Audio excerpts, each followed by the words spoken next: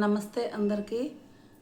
సుందరాకాండ పారాయణం మొదటి సర్గలో రెండు శ్లోకాలు వాటి అర్థాలు చెప్తాను. నిన్న ప్రస్తావన చెప్పాను. ఇవాటి నుంచి మొదటి సర్గలో 2 శ్లోకాలు వాటి అర్థాలు కొంచెం విని ఈ సుందరాకాండని ప్రోత్సహించవలసిందిగా మిమ్మల్ని కోరుకుంటున్నా. నాకు ఇష్టమై చెప్తున్నా. ఓకే.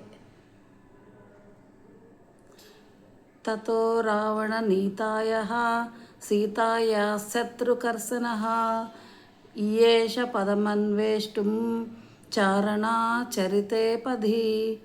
తతో రావణ నీతాయా సీతాయా శత్రుకర్షణ ఈయేష పదమన్వేష్టుం చారణాచరితే పది.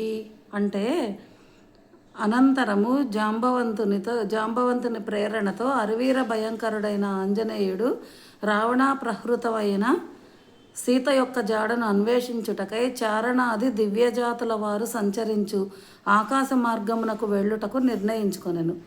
దుష్కరమైన సాటిలేని కార్యమును సాధింపనెంచిన వాడై హనుమంతుడు తన మెడను శిరస్సును నిటారుగా నిలిపి వృషభేంద్రుని వలె ప్రకాశించుచుండును. ఇది మొదటి శ్లోకం. ఈ మొదటి శ్లోకంలో దీని అర్థం అదనమాట. మన సీత యొక్క జాడను తెలుసుకుంటకు ఈ మొదటి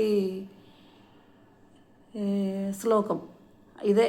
తతో రావణ నీతాయః సీతాయా శత్రుకర్షణః ఈయేష పదమన్వేష్టుం చారణాచరితే పది.